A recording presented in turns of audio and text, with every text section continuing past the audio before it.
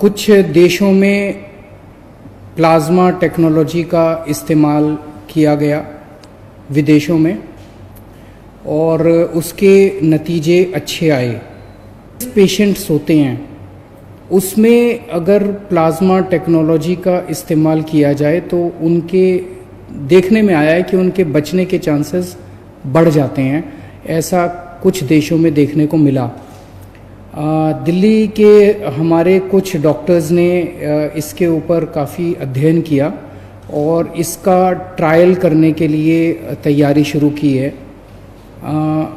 अच्छी बात यह है कि परसों हमने केंद्र सरकार से इसका ट्रायल करने के लिए परमिशन मांगी थी और परसों रात को हमें इसकी परमिशन केंद्र सरकार से मिल गई है और अब अगले 3-4 दिन के अंदर हमारे डॉक्टर्स इसका ट्रायल करेंगे और ट्रायल करके देखेंगे कि ये कितना सफल होता है।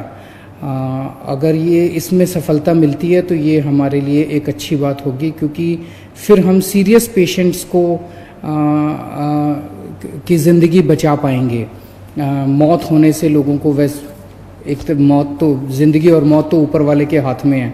हम सब लोग कोशिश कर सकते हैं, लेकिन अभी ये अगर सक्सेसफुल होता है, सफल होता है तो फिर लोगों के चांसेस बच जाने के चांसेस बढ़ जाते हैं।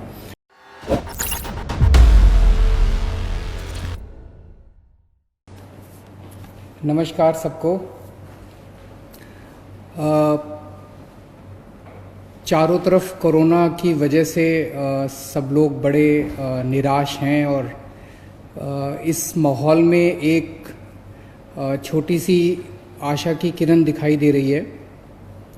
कुछ देशों में प्लाज्मा टेक्नोलॉजी का इस्तेमाल किया गया विदेशों में और उसके नतीजे अच्छे आए।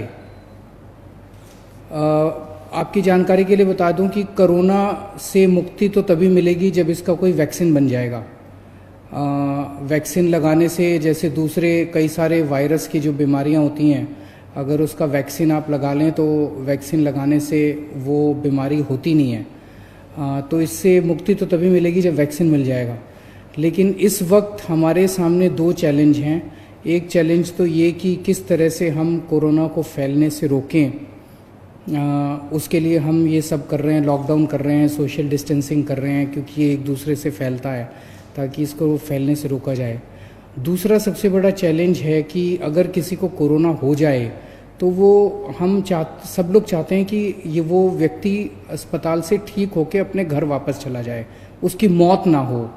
और ये देखा गया कि अगर उसमें कोई और बीमारी हो, जैसे डायबिटीज़ है, हार्ट प्रॉब्लम है, सांस की कोई बीमारी है, कैंसर की बीमारी है, तो फिर उसके जीवन के ऊपर संकट आ जाता है और अक्सर कई केसेस में उनकी मौत हो जाती है। ऐसे केसेस में जो सीरियस पेशेंट्स होते हैं उसमें अगर प्लाज्मा टेक्नोलॉजी का इस्तेमाल किया जाए तो उनके देखने में आया है कि उनके बचने के चांसेस बढ़ जाते हैं। ऐसा कुछ देशों में देखने को मिला। दिल्ली के हमारे कुछ डॉक्टर्स ने इसके ऊपर काफ़ी अध्ययन किया और इसका ट्रायल करने के लिए तैयारी शुरू की है। अच्छी बात यह है कि परसों हमने केंद्र सरकार से इसका ट्रायल करने के लिए परमिशन मांगी थी और परसों रात को हमें इसकी परमिशन केंद्र सरकार से मिल गई है और अब अगले 3-4 दिन के अंदर हमारे डॉक्टर्स इसका ट्रायल करेंगे और ट्रायल करके देखेंगे कि ये कितना सफल होता है। अगर ये इसमें सफलता मिलती है तो ये हमारे लिए एक अच्छी बात होगी, क्योंकि फिर हम सीरियस पेशेंट्स को की ज़िंदगी बचा पाएंगे। मौत होने से लोगों को एक तो मौत तो ज़िंदगी और मौत तो ऊपर वाले के हाथ में है। हम सब लोग कोशिश कर सकते हैं, लेकिन अभी ये अगर सक्सेसफुल होता है, सफल होता है तो फिर लोगों के चांसेस बच जाने के चांसेस बढ़ जाते हैं। लेकिन अभी मैं साफ साफ कर दूं कि ये केवल ट्रायल स्टेज पे है और ये सफल होगा कि नहीं होगा ये अगले हमें 4-5 दिन के अंदर डॉक्टर्स जब ट्रायल करके देखेंगे तो पता चलेगा। ये टेक्नोलॉजी क्या है? इस टेक्नोलॉजी में जिस व्यक्ति को कोरोना एक बारी हो जाता है, वो जब ठीक होता है तो उसके शरीर में, उसके खून में एंटीबॉडीज़ डेवलप हो जाते हैं। ये एंटीबॉडीज़ उसको ठीक होने में मदद करते हैं। तो ऐसा व्यक्ति जो कोरोना से ठीक हो गया, उससे वो अपना रक्तदान करता है। उससे जैसे हम ब्लड डोनेशन करते हैं, ऐसे ही ठीक हुए कोरोना के व्यक्ति से रक्त लिया जाता है।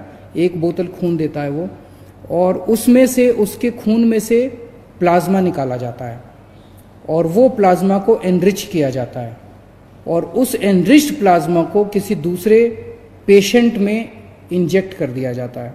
उसके पेशेंट में दूसरे पेशेंट में जो भी बीमार है उसमें डाल दिया जाता है। तो उसके नए पेशेंट में वो प्लाज्मा के एंटीबॉडीज़ चले जाते हैं और उसके अंदर ठीक होने वाले एंटीबॉडीज़ डेवलप हो जाते हैं। तो इस तरह से इसको ये टेक्नोलॉजी काम करती है। हम सब लोग प्रार्थना करते हैं कि हमारा ये ट्रायल सक्सेसफुल हो। अगर सक्सेसफुल होता है तो इससे एक उम्मीद बंधेगी, और भी कुछ राज्य, जैसे मुझे पता चला है केरला, महाराष्ट्र वगैरह इसके ऊपर काम कर रहे हैं, और मैं उम्मीद करता हूं कि सबके प्रयास इस बारे में सफल हों। दिल्ली में लगभग 57 के करीब हम लोगों ने कंटेनमेंट जोन्स बनाए हैं।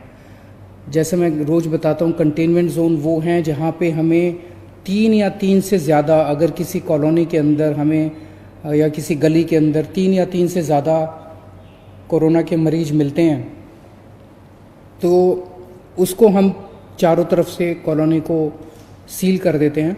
वहाँ के रहने वाले लोगों को बाहर नहीं आने देते और बाहर के लोगों को अंदर नहीं जाने देते, ताकि बीमारी बाहर ना फैले। और तो वहाँ पे फिर हम ऑपरेशन शील्ड चालू करते हैं, जिसके अंदर उस एरिया का सैनिटाइजेशन करते हैं। उस एरिया तो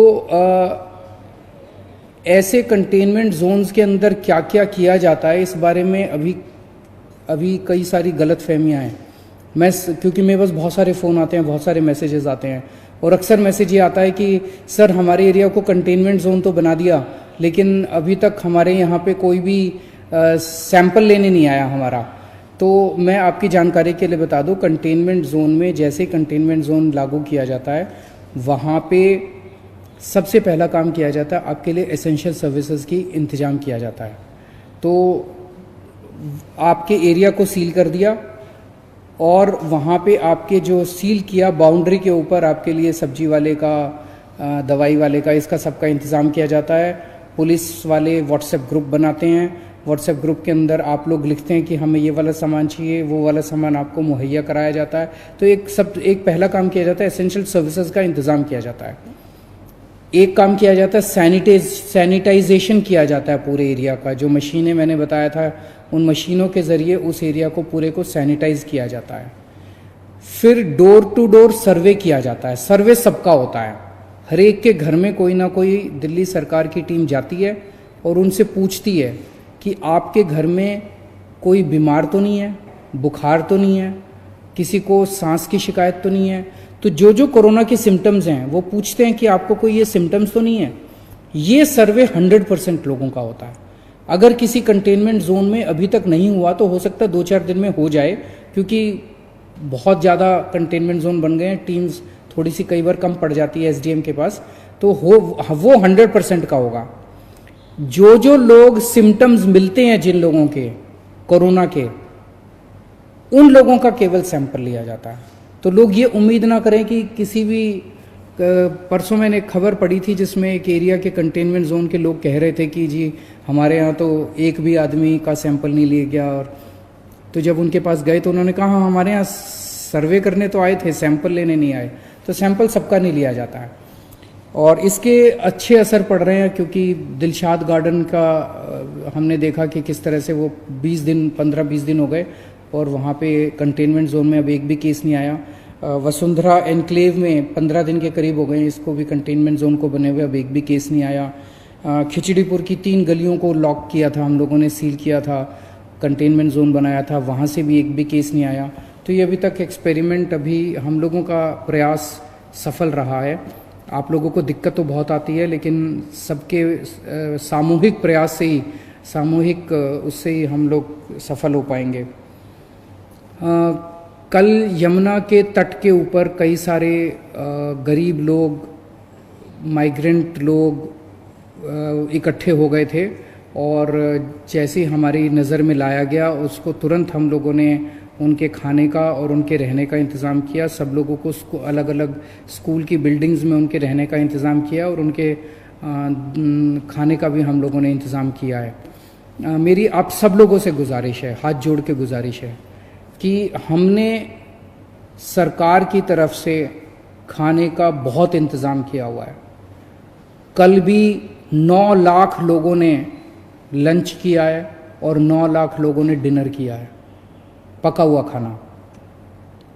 और कोई 9 लाख की बजाय 15 लाख भी लोग आ जाएंगे ना, 20 लाख भी लोग आ जाएंगे, उनका भी हम इंतजाम कर देंगे। फिर खाने की कोई कमी नहीं है। उसी तरह से मैं बार बार बताता हूं कि 71 लाख लोगों को हमने राशन दे दिया, जिनके पास राशन कार्ड थे, और जिनके पास राशन कार्ड नहीं थे उनको अभी राशन देने का सिलसिला जारी है। मेरी सभी मीडिया के साथियों से हाथ जोड़ के रिक्वेस्ट है, और मेरी सभी आम नागरिकों से भी हाथ जोड़ के रिक्वेस्ट है कि इतना अरेंजमेंट करने के बावजूद भी जो बहुत गरीब लोग हैं उन लोगों को पता नहीं चल पाता कि सरकार ने क्या अरेंजमेंट कर रखा है। उन लोगों को पता नहीं चल पाता कि सरकार ने कहाँ अरेंजमेंट कर रखा है, मैं कहाँ जाऊँ, अगर कोई भूखा है तो वो कहाँ जाए। मेरी आपसे रिक्वेस्ट है, अगर ऐसा कहीं भी कोई, जैसे कल आप लोगों ने हमें यमुना के बारे में बताया, हमने तुरंत एक्शन लिया, ऐसे ही मैं सोशल मीडिया के ऊपर हमारी पूरी टीम लगी हुई है। जैसे कहीं से सोशल मीडिया में पता चलता है, कोई बताता है कि यहाँ पे ये आदमी, ये एक परिवार भूखा है, यहाँ पे एक आदमी भूखा है, यहाँ पे ये, हमारी पूरी टीम लगी हुई है। उसी वक्त उसको खाना पहुँचाने का काम किया जाता है, उसी वक्त उसका घर का इंतजाम, उसको रहने का इंतजाम किया जाता है। आप हमें बताइए कहाँ कौन भूखा है, हम उस तक खाना पहुँचाएंगे, ये जिम्मेदारी हमारी है। या अगर हमने जहाँ जहाँ हमारे सेंटर चल रहे हैं खाने के, उन सब जगहों की लिस्ट हमने पूरे नक्शे के ऊपर डाल दी है। अगर आपके लिए संभव हो, आप उस व्यक्ति को खाने वाली जगह ले जाइए, आप उसको खाना खिला दीजिए, बहुत पुण्य का काम है। इस वक्त सबकी जिम्मेदारी बनती है, ना कोई अकेली सरकार काम कर सकती है, ना कोई अकेली कोई एजेंसी सफल हो सकती है। सब लोग मिलके काम करेंगे तभी हम लोग सफल होंगे। तो मेरी आप सब लोगों से, मीडिया में एक जगह मैं देख रहा था, उन्होंने कहा कि इन लोगों ने एक वेबसाइट चालू कर दी है कि जिनके पास राशन कार्ड नहीं है वो राशन कार्ड के लिए अप्लाई करें। तो वेबसाइट पे कौन से गरीब लोग आ सकते हैं। आपकी जानकारी के लिए बता दूं, 15 लाख लोगों ने ऑलरेडी अप्लाई कर दिया राशन कार्ड। वो जिनके पास राशन कार्ड नहीं था, उन्होंने खाना लेने के लिए, राशन लेने के लिए 15 लाख लोगों ने अप्लाई कर दिया है। मैं समझता हूं कि सब गरीब लोगों को इसके बारे में नहीं पता चलेगा, लेकिन हमारी जिम्मेदारी, हम सबको बताएं ना। सब एक दूसरे की मदद कर रहे हैं। जिन लोगों को वेबसाइट आती है वो उनकी मदद कर रहे हैं जिनको वेबसाइट नहीं आती है। लेकिन एक सिस्टम तो बनाना था ना। अगर जिन लोगों के पास कुछ भी नहीं है, उनके लिए ना कोई आधार कार्ड है, ना कोई किसी तरह का कार्ड नहीं, उनके लिए खाने का भी इंतजाम किया हुआ है। 9 लाख लोगों ने कल खाना खाया है। रोज हम 10-10 लाख लोगों को खाना खिला रहे हैं। तो सबको मिलजुल के प्रयास करना पड़ेगा। आप ऐसे लोगों को ढूंढिए जिन तक खाना नहीं पहुंच रहा, हम उन तक खाना पहुंचाएंगे। और एक कई सारे लास्ट वीक ऑफ मार्च और फर्स्ट वीक ऑफ अप्रैल में कई सारे कोरोना के मरीज दिल्ली में आए थे। अब वो ठीक होने लगे हैं। आज मुझे पता चला, आज भी कई मरीजों को छुट्टी मिलेगी अस्पताल से, और आने वाले 3-4 दिन के अंदर कई सारे मरीजों को छुट्टी मिलेगी। उम्मीद करता हूँ सब लोग अपने अपने घर में खुशी खुशी जाएं, और अपने दिल्ली के लोग कोरोना से बचे रहें जितना हो सकता है। बहुत बहुत शुक्रिया।